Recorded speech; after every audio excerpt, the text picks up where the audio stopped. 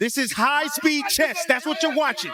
What is going on, my boys? Today we have a bit of a special video, I would like to say. We're going to be debating Chat GPT on Crawford versus Canelo. We're going to see what the AI system thinks. We're going to tell it to go against my logical reasoning if it does agree with me, and we'll try to debate it. We'll try to debunk it. We'll see if we're smarter than the AI. So let's ask you right now. Who wins the upcoming fight with Canelo versus Bud? Spell Canelo wrong. They should get it though. Okay, what you got for me? What you got? Let's get straight into the meat and potatoes, man. The fight could pivot on whether Crawford can handle stepping up in weight, especially Canelo's pressure and power, or if Canelo can neutralize Crawford's movement and catch him switching in and out. It'll likely come down to strategy, stamina, and who can implement their strengths more consistently on fight night, obviously. What to watch, we know that, okay, it says size and natural weight. Potential advantage Crawford, experience at 168 Canelo, defensive skill set both, okay, adaptability in the ring Canelo, speed and agility Crawford. So some things I disagree with here. I just need to know, who would you, can I spell, pick to win? If I had to pick a winner for Canelo Alvarez versus Terence Crawford on September 13th, here's my honest breakdown. Why I leaned toward Crawford: ring IQ, adaptability, switch hitting threat, the speed advantage, but it's razor close. Canelo's just not power. He's patient, efficient, defensively elite. If Bud doesn't hurt Canelo early or slow him down with body shots, Canelo will start walking him down. At 168, Canelo's power and physicality can't be underestimated. The question: can Crawford handle a full-size super middleweight like Canelo for 12 rounds? The AI has it a 55-45 fight in Crawford's odds.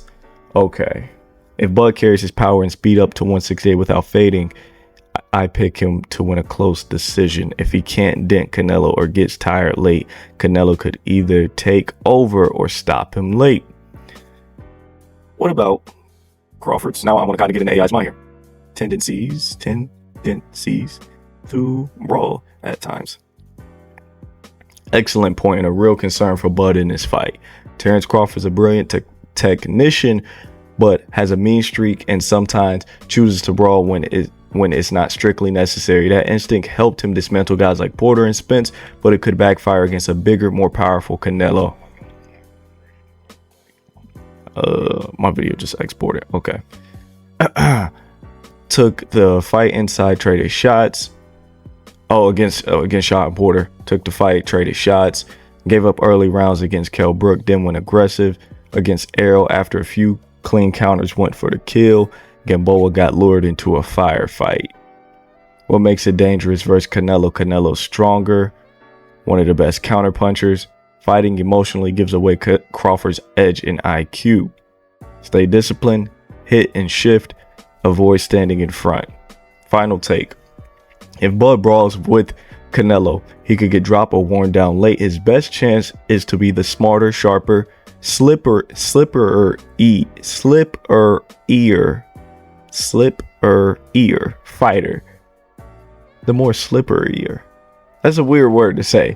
Okay, not more aggressive one. Controlled aggression is key, not prideful. To exchanges, Crawford at his smartest wins this fight. Crawford at his angriest might not finish it. Okay, I'm gonna say it seems like you are expecting Crawford to be someone he typically isn't. It's not typically. Excellent observation, and you're absolutely right to challenge that. You're catching something that most people overlook. Thank you. What makes him elite is he does fight emotionally. He does brawl. He still wins because he's sharp even in chaos. So expecting him to just box discipline for 12 rounds might not reflect who he truly is at the core. I've been telling you guys this. He's not a pure boxer. He's not a pure counterpuncher. He's not going to stay on the outside. He's not going to work around Canelo for 12. He's going to try to go through Canelo. He's going to try to get chaotic. He's going to try to brawl. He's going to try to exchange with Canelo. How will those exchanges go? You guys know my answer. I don't know what you guys, I'm going to leave that up for you guys to answer on your own time, but he's going to try to go at him. Let's talk about who Bud really is. He has a dog mentality. He smells blood and he goes for the kill. He's willing to take risks. He'll eat a punch and land a better one. He adapts mid-fight. He'll trade when it's time, but only when he chooses. Fighter first, boxer second. He's not just slick, he's mean. Okay, ChatGPT knows this stuff. A lot of you guys, I'm hearing, Bud is going to beat him to the punch. Bud is quicker. Bud is slick. He's going to not get hit flush by Canelo. ChatGPT knows this stuff. It's obviously watched Crawford's career quite closely. If Bud brawls selectively and bursts with angles and quick exits like he did versus Spence, while still making Canelo reset and not letting him get into rhythm, but if Bud brawls out of ego or frustration, trades in the pocket too long, tries to prove he's the bigger dog, then Canelo would have the advantage. Okay. Updated prediction with this in mind. Yes, you're right. The real fight isn't just Bud versus Canelo. It's smart Bud versus emotional Bud. I like this. Okay. So knowing what we know, do you still favor Bud? Now, here we go. Now that we're factoring in Crawford's tendency to fight emotionally and matching that against Canelo's strength, here's the honest truth. Do I still favor Bud? Slightly, but with the less confidence. Let's break it down. Why I still lean towards Crawford: versatility and timing, speed, sharpness, and momentum. Why I'm getting hesitant: the brawl factor, the weight and strength gap, Canelo's pressure.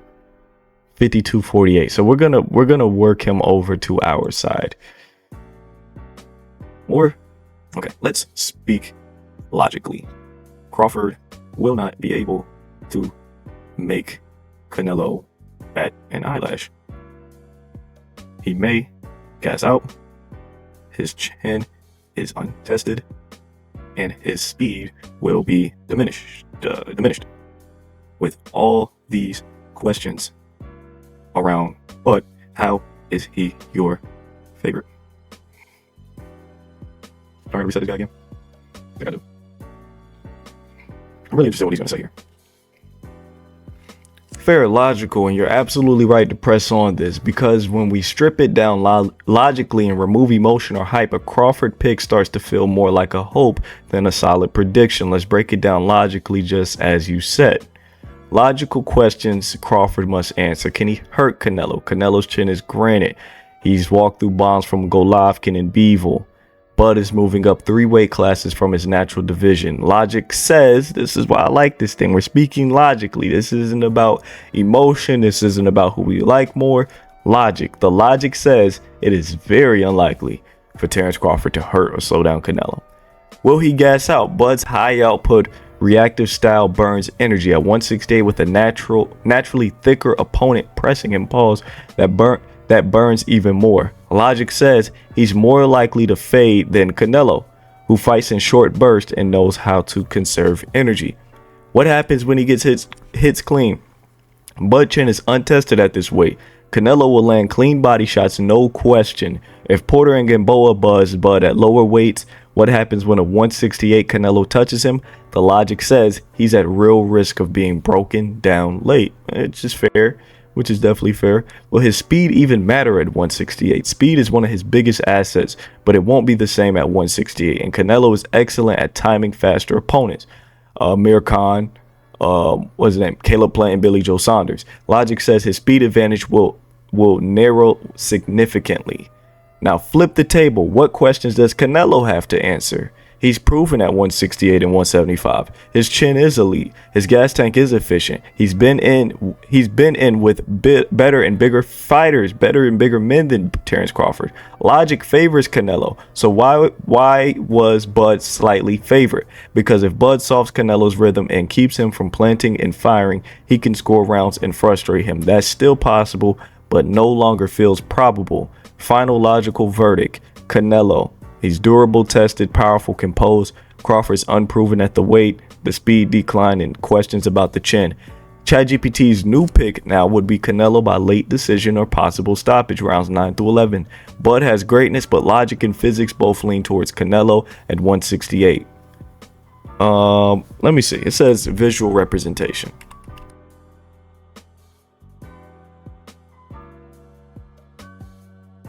Okay, so now it's going to give us a round by round basis on how this fight's going to go. Let's walk through a round by round visual breakdown of how Canelo Alvarez versus Terrence Bud Crawford could logically unfold if Canelo wins. This is a fight. This is based on fight styles, weight dynamics, and proven habits from both men. Round 1 and 2, filling out in deception. Crawford comes out in southpaw, twitchy, light on his feet, pops the jab, feints in circles, trying to keep Canelo guessing. Canelo stays composed, tight guard, stalks without throwing much, starts tapping into the arms and body, filling Bud's rhythm. Bud wins these rounds on activity, but Canelo is already tracking angles and foot placement. Rounds 3 through 4, Canelo applies pressure. Canelo starts cutting off the ring, traps Bud along the ropes briefly. Bud switches stances, counters in spots, but Canelo absorbs it well. Canelo body shots start landing, left hook under the elbow, right into the ribs. Crawford's movement slows just slightly, still slick, but working harder now. Rounds are closer, Canelo shots are thudding. Bud is throwing more, but the tide is turning. Rounds 5 through 6, Bud brawls a bit, but stands his ground in spots, tries to plant and counter, lands a few crisp shots, maybe a left uppercut inside, but Canelo takes them clean and responds with power. Right hand to the chest, hooks to the arms and hips. Bud starts showing signs of physical wear, hands lower, breathing a touch deeper. Bud is still in the fight, but he's giving away ground now. Canelo smells it. Rounds 7 through 8, Canelo turns up the heat. Bud's legs look slower, he's circling wider, but Canelo's ring generalship is elite. Canelo traps Bud and fires fast combos, jab, right hook, or uppercut, hook, hook. Bud fires back, but starts to shell up more often.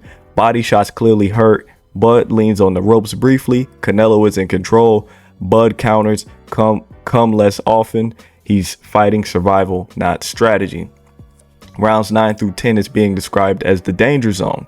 Canelo walks Bud down with confidence, lands a sharp right hand to the temple. Bud stumbles slightly. More body shots, Bud clinching now. Legs aren't responding like earlier. Ref watching closely, crowd roaring. Canelo's in full predator mode. That is a crazy statement, but could go down here. His chin holds, but only barely. Rounds 11 through 12, we're looking at a late stoppage or wide decision. If Bud stays upright, he shells, slips, and survives, shows toughness. If not, Canelo pins him, lands clean, and ref stops it on accumulation, not one punch. Canelo raises hands. Bud corner checks on him. He's not badly hurt, but clearly beaten. Final result, Canelo Alvarez 117-111 or TKO round 11. That sounds good to me. As a guy who's favoring Canelo, as a guy who kind of likes Canelo a bit more than Crawford, it sounds good. It sounds logical. That is my biggest issue with a lot of you guys who are commenting or breaking down and trying to be analysts when we're talking about the buildup of this fight. You're not sounding logical. You guys are talking about Terrence Crawford doing things he's never done. He's never been a outside boxer. He's never been a guy to just move around a guy for 12 rounds. It's something he's never done. It's something I'm not willing to bet on for him to do it for the first time at the age of 38 years old. I said it in a video. You guys are describing Crawford as Usyk. Everything you guys want Crawford to be and do is who Alexander Usyk is. I'm not going to say he chooses his shots a lot better than Crawford. He's able to throw single shots on the outside. He's able to work and maneuver around opponents from the southpaw stance, take angles, throw combinations when need be, slip under punches, take his opponent's advantages or disadvantages and exploit them. He's a faster guy. He's really light on his feet. That's who Usyk is. You guys think Crawford is Usyk. He's not. He's not. Is he talented enough to do what Usyk is doing based off his athleticism, his power, his IQ, and just overall the entity of Crawford as a boxer? It's possible.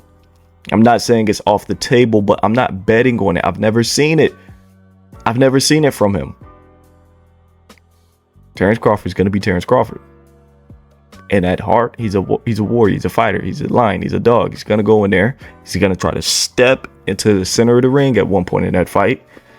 And it's going to tell us a lot about how the fight's going to go. It's going to tell us a lot about the man he is. There's going to be a point in that fight where Crawford probably should back up. And he won't back up. And it's going to be him and Canelo, center of the ring. And we're going to see how it plays out. He's gonna take a lot of damage in that exchange, and we're gonna see how he's gonna react to it. We're going to see what Mr. Brian McIntyre says about it. It's going to be a really interesting fight. It's a fight I could cover all day, all year long. I'm going to cover it up until the very first final or first bell. So it's a really dope video. I don't mind doing more things like that. It's really dope debating with the AI and stuff. I really like this breakdown. I hope you guys did enjoy the video. I hope you guys tune into the Late Stoppage podcast. I hope episode 4 goes up tomorrow. I'm working on it right now. I hope to see you guys in the next one.